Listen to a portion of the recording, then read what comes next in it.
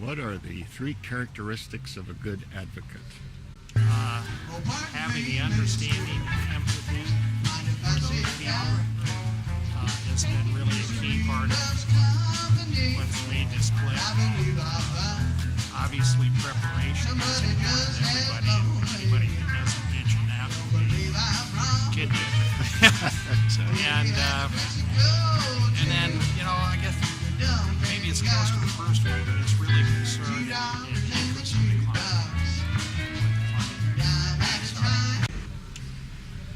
Well, there's probably a lot more than three, but the three that I can think of quickly is one is a person who was well prepared on the facts.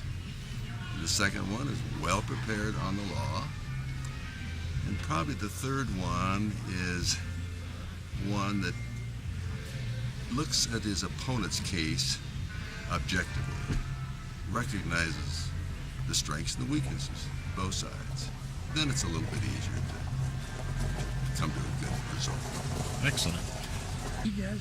The three that come to my mind, first of all, sincerity. And what I mean by that is only argue something you yourself believe in. If you start trying to sell positions that you yourself don't believe in, your voice will give you away, your eyes will give you away, your gestures will give you away. And so, sincerity, argue things you believe. And the second thing that comes to my mind is preparedness. Take the time to really know the details of your case, because if you don't, you're going to be tentative. You're going to be fearful there's something out there you don't know that's going to conflict with what you're saying. And juries are very astute at picking up people that are tentative and a little insecure. And then the third thing is what I would call perspective. Any case that gets all the way to trial is not without its problems on either side. So acknowledge the problems with your case. Put them in perspective. Don't duck them. Don't pretend they're not there. They are there. Deal with them. That's much better. Having been to some professionalism award ceremonies, some of the best lawyers in this community, I would say those ingredients of professionalism are the characteristics, because I think it's beneficial to clients. I now come to believe that professionalism saves time and money, so it's not only just a good thing to be easy to deal with, but it's beneficial to the courts and to the practice as a whole. Well, I think first and foremost it's professionalism by all means. I think also being fair-minded and being known for your honesty and integrity, I think if I had to name three things, I think those are the most important. Well, I would say that the first characteristic would be, for me at least, is belief in your client's case. Juries pick up on that, and your belief becomes their belief. Belief in your client's case is probably the main reason why I never lost a jury trial in all my years as a federal prosecutor. But I'll quickly follow up that bit of ego with the fact that as a criminal defense lawyer, I lost considerably more cases than I won. And I felt that in each of those cases I had a crack at winning the case. I felt I was able to argue the case with conviction, but somehow I was not able to convince a jury. And I think that's a favorable comment, on our juries. I believe that with few exceptions, juries reach the right result. They base their verdict on the evidence in the case, on the facts of the case, as instructed by the judge, and that makes the evidence and the facts all important, of course. So the question is, my second tenet advocacy, particularly as a criminal defense lawyer, you have to drain every last ounce of good stuff, because you have so little to work with usually, out of the testimonial evidence, the documentary evidence, and counter as imaginatively and resourcefully and creatively as you can the evidence in the government's case. When I look to hire somebody to work for or with me in a case, that's what I look for. I look for resourcefulness. Brains, judgment, yes, but resourcefulness, making the most of what you have. And finally, my third tenet for effective advocacy is plain old hard work, particularly in a federal criminal case where the government has all sorts of time to prepare. You get to the trial, they've got hundreds of exhibits, and they need glassine envelopes, and defense has their little dog-eared exhibits here and there and whatnot. So you have to work very hard to overcome that. And there's just no substitute for it. So hard work would be the third tenet of effective advocacy. Well, when I saw the questions, I said I got them this morning. My wife and I were in Central Oregon and saw your questions and tried to prepare as best I could. I think there are three things that I would stress, especially to younger lawyers. The older guys know this stuff in terms of advocacy. The first isn't cliche, but I think it's as true now as it ever was, and extremely important, and that would be thorough preparation on the law and the facts. We hear that all the time, but it's absolutely critical. For lawyers who have been practicing for some years, we know what that means.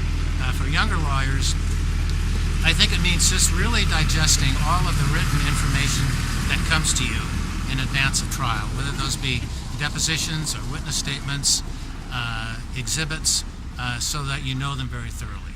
And there's just no way around that. It's reading them, rereading them, and then reading them again before trial, which prepares you to respond to questions from the court.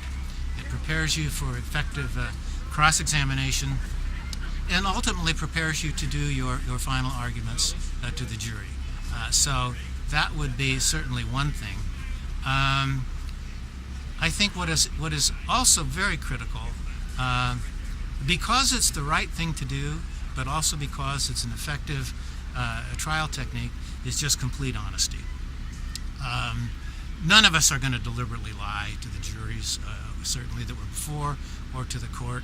But sometimes in the heat of battle, it's easy to fudge a little bit, to stretch a little bit, maybe to exaggerate a little bit in the hope of achieving a very forceful type of advocacy. My experience is that judges and juries know when you're doing that. And when they know, you lose your credibility. And once you've lost your credibility, then you're pretty much dead. The art of persuasion is not just about being a nice guy. And juries and judges won't go your way just because you're a nice guy. But if they decide you're being less than honest, they can certainly vote against you and will. They don't like that, and understandably so. With respect to jury trials, I think it's very important to respect the jury, not to be condescending, not to assume that because we're the lawyer in the courtroom and we're the only ones that get to speak, that we can tell them what they can or can't do. And I have heard some lawyers do that. You can't do this, you must do this. Well, they do get to speak, but before they speak, they go into that jury room all by themselves, and they can do what they want to do.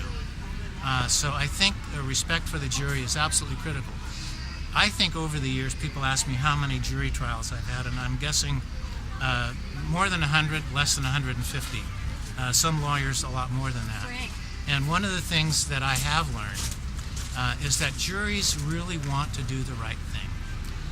They take their role very seriously, very conscientiously, and really will try to do the right thing. And they want help from the lawyers. And by being honest with them and by respecting them, you gain a huge advantage. Again, it's the right thing to do anyway. But as a trial lawyer, you need to do those things to be persuasive. And again, I think jurors will do the right thing. they'll do the right thing based on the facts and the law as they're instructed. And you can't be ingratiating, and they're not going to go your way just because they happen to like the way you smile or because they think you're honest. They'll do what they think they're required to do. So you're not going to win that way. What you can do is lose by being a jerk.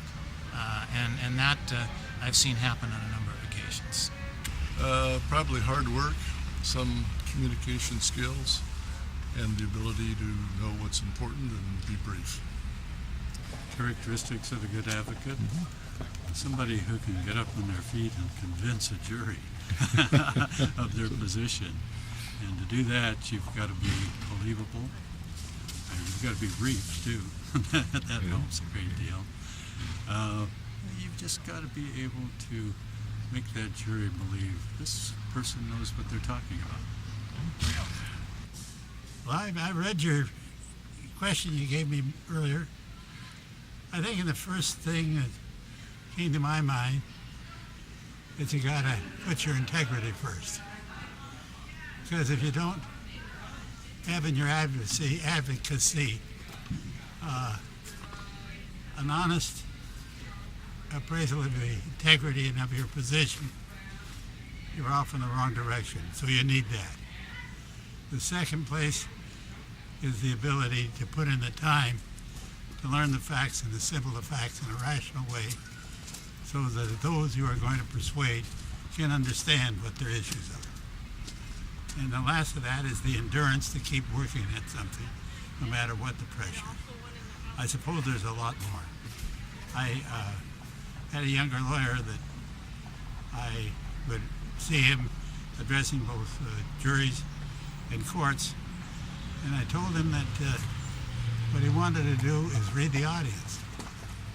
In other words, no matter how persuasive your arguments may seem, look at the faces of the people you are asking to be moved by your persuasion and check whether you are reaching in.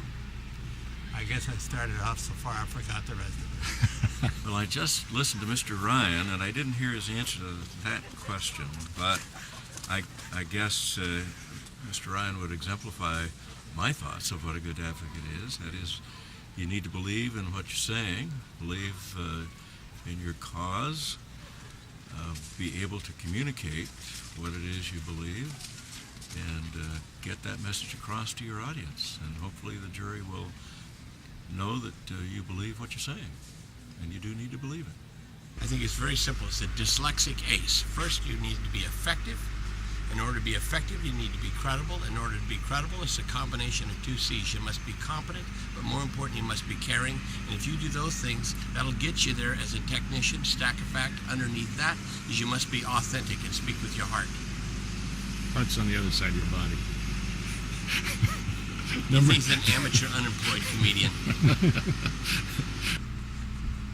I would say that a good advocate is somebody who is, well, first of all, has the highest ethical standards, maintains the highest ethical standards, is always prepared, and represents his client to the best of his ability.